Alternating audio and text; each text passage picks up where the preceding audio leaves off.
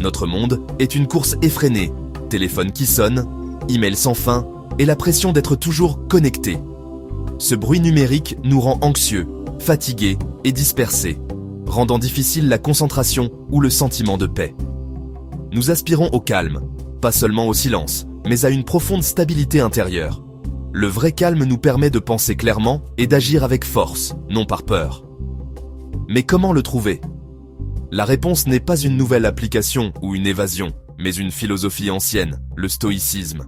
Le calme est une compétence que nous construisons en nous, brique par brique. Dans la Grèce et la Rome antique, la vie était chaotique, guerre, incertitude et difficultés.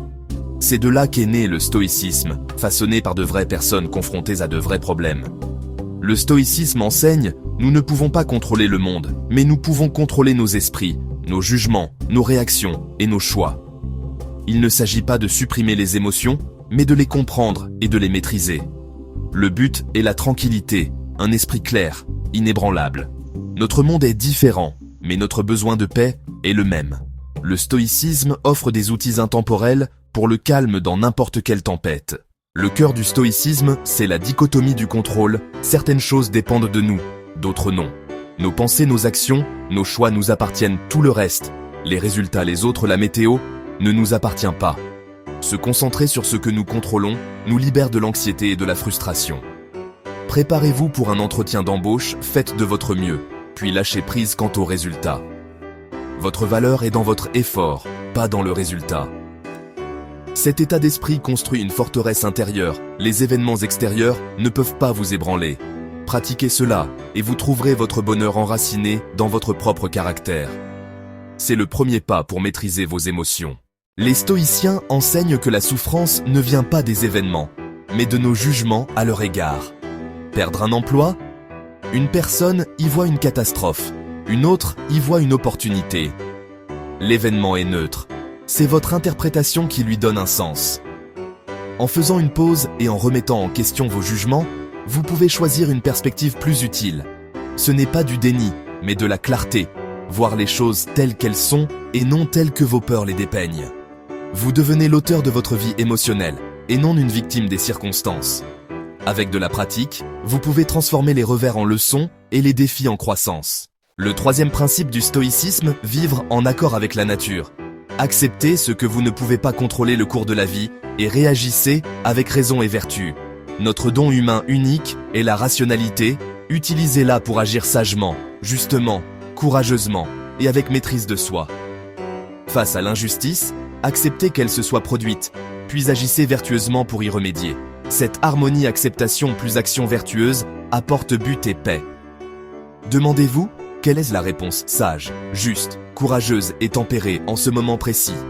En vous concentrant sur la vertu, vous trouverez l'épanouissement et une sérénité durable. Imagine driving to an important meeting. You turn a corner and see a sea of red brake lights. Your initial reaction is frustration. Now imagine someone practicing stoicism. They pause and apply the dichotomy of control. The traffic is out of their control. Instead of succumbing to rage, they choose acceptance. They use this unexpected pause as an opportunity to listen to a podcast. Their attention shifts to their response, patience, and level-headedness. They've transformed a common frustration into an exercise of virtue.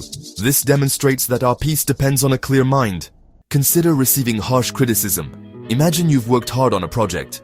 Instead of praise, you receive hurtful remarks.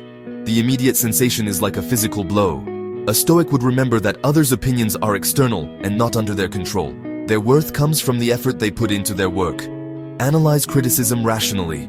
Is there truth in it? If valid, it's a gift, an opportunity to improve. This creates freedom. You're no longer a prisoner of others' approval. See empty insults as noise and let them pass. Stoicism builds a resilient sense of self. Let's explore responding to a sudden financial shock. Discovering an unexpected bill can trigger immediate panic, but this reaction isn't helpful. A Stoic response begins with calm evaluation. Panicking won't change the numbers. Accept the new reality. It's a challenge, not a catastrophe. Focus on what you can control, your planning, actions, and attitude. Divide the problem, ask practical questions, and create a clear action plan. This shifts you from victim to active problem solver. Financial resilience isn't just about money. It's about a resilient mind. Apply Stoic principles to face events without emotional destabilization. True security comes from managing adversity with a calm, rational mind. One of the most powerful tools is a mental exercise called the view from above. Imagine floating above your room, your city, then seeing the whole planet. From this cosmic perspective, how big is that problem causing you stress? It helps you see your immediate concerns are a tiny part of a vast reality. The view from above provides context, breaking the spell of emotional intensity. Practicing this helps you cultivate detachment, allowing you to approach life more calmly. It's a simple mental shift you can do anywhere, anytime. Float. See the big picture. An essential Stoic tool is, or, the premeditation of evils. Imagine things going wrong. Loss of possessions, job, health, or loved ones. This isn't pessimism, but a strategic exercise for resilience and appreciation. It prepares your mind for life's inevitable challenges, like emotional vaccination. It reduces the shock of actual loss because you've mentally rehearsed it. It also increases gratitude for what you have now. Practice it by thinking about what could go wrong, then consider what you appreciate and imagine it gone. This builds mental strength, preparing you for the worst while enhancing your enjoyment of the best. The last tool we'll explore is journaling. Many great Stoics, including Seneca and Marcus Aurelius, kept a journal. A Stoic journal isn't just a diary, it's an active workshop for your mind, a space for honest self-reflection. In the evening, reflect on your day, reviewing your actions to learn and grow. This process isn't about guilt, but self-improvement, making you aware of your mental patterns. Journaling is a powerful way to clarify your thinking. The key is consistency. A journal is a faithful friend, a mirror reflecting your inner world. Commençons par l'exercice le plus simple et le plus accessible de tous. Il ne nécessite aucun équipement spécial, ni de lieu particulier. Vous pouvez le faire n'importe où, n'importe quand. C'est la pratique de la respiration consciente. Notre respiration est intimement liée à notre état émotionnel. Lorsque nous sommes anxieux ou en colère, notre respiration devient superficielle et rapide. Lorsque nous sommes calmes et détendus, notre respiration est lente et profonde. Ce qui est merveilleux, c'est que cette connexion fonctionne dans les deux sens. En changeant consciemment notre façon de respirer, nous pouvons directement influencer ce que nous ressentons. Cela nous donne un outil puissant et immédiat pour retrouver notre calme lorsque nous nous sentons dépassés. C'est votre ancre dans la tempête de la vie quotidienne. L'exercice lui-même est d'une simplicité exquise. Trouvez une position confortable, assis ou debout. Vous pouvez fermer les yeux si vous le souhaitez, ou maintenir un regard doux sur un point devant vous. Commencez par porter toute votre attention sur votre respiration. N'essayez pas de la modifier au début. Remarquez-la simplement. Sentez la sensation de l'air qui entre par vos narines. Remarquez la fraîcheur de l'inspiration et la chaleur de l'expiration. Observez le doux soulèvement et l'abaissement de votre poitrine et de votre abdomen à chaque respiration. Votre esprit va inévitablement vagabonder. C'est tout à fait normal. Quand cela arrive, ramenez doucement et sans jugement votre attention sur la sensation de votre respiration. Une fois cette connexion établie, vous pouvez commencer à approfondir votre respiration. Essayez une technique simple appelée la respiration carrée. Inspirez lentement par le nez en comptant jusqu'à 4. Retenez doucement votre souffle en comptant jusqu'à 4. Ensuite, expirez lentement par la bouche en comptant jusqu'à 4. Faites une pause d'un autre compte de 4 avant d'inspirer à nouveau. Continuez ce schéma carré pendant quelques minutes. Cette respiration rythmique et contrôlée a un effet calmant profond sur votre système nerveux. Elle signale à votre corps et à votre esprit qu'il n'y a pas de danger immédiat. Elle vous fait passer de la réponse de lutte ou de fuite à un état de repos et de relaxation. Faites-en une pratique régulière. Vous n'avez pas besoin d'attendre d'être stressé pour le faire. Pratiquez quelques minutes le matin pour commencer votre journée avec calme. Pratiquez pendant une courte pause au travail. Utilisez-le lorsque vous faites la queue ou que vous êtes dans les embouteillages. Plus vous pratiquez lorsque vous êtes calme, plus il sera facile de l'utiliser comme un outil lorsque vous ferez face à un véritable défi. La respiration consciente est la compétence fondamentale pour la tranquillité intérieure. Elle vous ancre fermement dans le moment présent, loin des soucis du passé ou du futur. C'est un rappel simple et puissant que la paix n'est toujours qu'à une respiration de distance. Let's bridge our minds and bodies. We often live entirely in our heads, lost in thoughts and worries. The body scan is a mindfulness practice that brings awareness to different body parts, releasing hidden tensions. Find a quiet space, lie down comfortably. Close your eyes and take a few deep breaths. Focus on your left toes, noticing any sensations without judgment. Slowly move your attention up your body, systematically scanning each part. If you find tension, breathe into it gently. This practice grounds you in the present, fostering a compassionate relationship with your body, reducing stress and promoting well-being. Notre dernier exercice met en pratique notre tranquillité dans le monde. C'est ce qu'on appelle la marche de gratitude. C'est une pratique simple mais transformatrice qui combine une activité physique douce avec l'idée stoïcienne d'apprécier ce que nous avons. Vous savez, nous marchons souvent d'un endroit à l'autre, perdus dans nos pensées, notre esprit fixé sur notre destination ou nos problèmes. Nous remarquons à peine le monde qui nous entoure. Une marche de gratitude change cela. Le but n'est pas d'arriver quelque part, mais simplement d'être là où vous êtes. C'est une méditation active, conçue pour vous ouvrir les yeux aux petites merveilles quotidiennes que nous tenons si souvent pour acquises. Cette pratique cultive un état d'esprit d'abondance et de joie. Pour faire une marche de gratitude, prévoyez 10 ou 20 minutes. Cela peut être dans votre quartier, un parc local ou même autour de votre immeuble de bureau. L'endroit n'a pas d'importance. Ce qui compte, c'est votre intention. En commençant à marcher, décidez consciemment de chercher des choses pour lesquelles vous pouvez être reconnaissant. Commencez par votre propre corps. Soyez reconnaissant pour vos jambes qui vous permettent de marcher, vos yeux qui vous permettent de voir et vos poumons qui respirent l'air. Ce sont des cadeaux incroyables que nous négligeons souvent. Sentez la sensation de vos pieds sur le sol, vous connectant à la terre. Marchez à un rythme lent et détendu. Alors que vous continuez votre marche, élargissez votre conscience vers l'extérieur. Remarquez les petits détails de votre environnement. Observez le motif complexe sur une feuille. Voyez la façon dont la lumière du soleil filtre à travers les branches d'un arbre. Écoutez le chant des oiseaux. Appréciez la couleur du ciel. Remarquez le sourire amical d'un étranger qui passe. Pour chaque chose que vous remarquez, dites silencieusement « Merci » dans votre esprit. Vous ne cherchez pas de grandes choses spectaculaires. Vous trouvez intentionnellement la beauté et la valeur dans l'ordinaire. Les choses qui sont toujours là, mais qui sont rarement vues.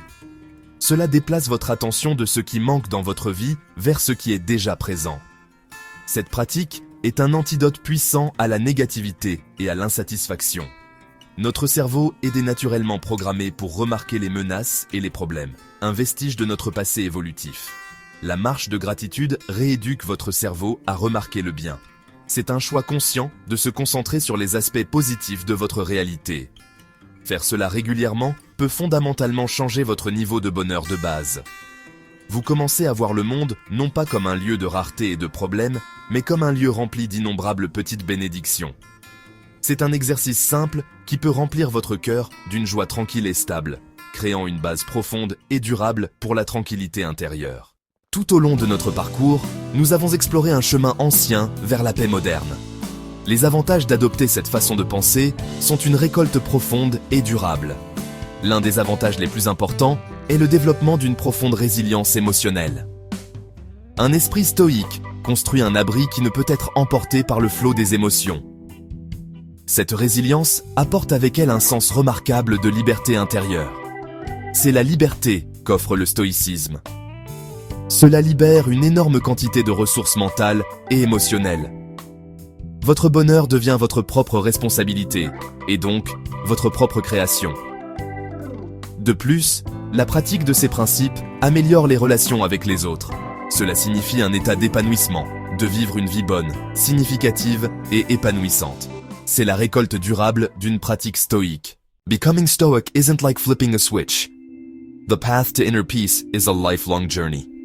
There will be days you apply the principles perfectly, and days you stumble. That's a sign you're human. The key is to maintain the practice. When you fall, notice it without judgment, and gently begin again. Stoicism requires daily training. Tools like journaling and mindful breathing strengthen your philosophical muscles. This journey is personal. Enjoy the process of becoming a better, calmer, wiser version of yourself. Each day offers a new opportunity to practice. Nous avons parcouru beaucoup de chemins ensemble. Nous avons exploré les idées fondamentales du stoïcisme, les avons vus en action à travers des histoires de tous les jours et avons appris des outils et des exercices pratiques pour cultiver la paix intérieure. Maintenant, le voyage passe de moi à vous. Cette connaissance n'est pas censée être simplement collectée dans votre esprit comme une information intéressante. C'est une invitation. C'est une invitation à commencer votre propre pratique, à faire le premier pas sur le chemin d'une vie plus sereine et résiliente. Vous n'avez pas besoin de faire un grand changement spectaculaire du jour au lendemain. Les voyages les plus puissants commencent par un seul pas simple, fait avec intention. Vous pouvez commencer petit. Choisissez un seul exercice de ce guide qui résonne avec vous. Peut-être vous engagerez-vous à pratiquer 3 minutes de respiration consciente chaque matin au réveil. Ou peut-être déciderez-vous de faire une courte marche de gratitude pendant votre pause déjeuner. Vous pourriez aussi acheter un simple carnet et un stylo. Et ce soir, avant de vous endormir, vous pourrez écrire une seule pensée sur votre journée, en vous demandant où vous avez agi avec raison. L'action spécifique est moins importante que l'acte de commencer. Choisissez une petite pratique gérable et engagez-vous à la suivre pendant une semaine. Voyez ce que ça fait. Remarquez les petits changements dans votre perspective ou votre humeur. N'oubliez pas que vous n'êtes pas seul sur ce chemin. Des millions de personnes à travers l'histoire, des empereurs aux esclaves l'ont parcouru avant vous. Des millions d'autres à travers le monde le parcourent aujourd'hui. Il existe une vaste communauté et une multitude de ressources disponibles si vous souhaitez approfondir. Mais vous n'avez besoin de rien de plus que ce que vous avez déjà pour commencer. Vous avez votre souffle. Vous avez votre esprit. Vous avez votre capacité à choisir votre réponse. Ce sont les seuls outils dont vous avez vraiment besoin. Le pouvoir de créer un monde intérieur calme et inébranlable réside déjà en vous. Les enseignements stoïciens fournissent simplement le manuel sur la façon d'y accéder et de le développer. Alors, la question finale est: allez-vous accepter l'invitation? Choisirez-vous d'investir dans votre propre tranquillité? Le monde continuera d'être un endroit chaotique et exigeant. Les tempêtes continueront de venir. Mais vous n'avez pas à être ballotté par les vagues. Vous pouvez apprendre à être le capitaine calme et stable de votre propre navire, naviguant sur les eaux avec habileté, courage et paix. Le voyage de 1000 lieues commence par un premier pas. Nous espérons que cette exploration vous a inspiré à faire ce pas. Commencez aujourd'hui. Commencez maintenant. Votre moi plus calme et plus résilient attend d'être découvert. Merci de vous être joints à nous.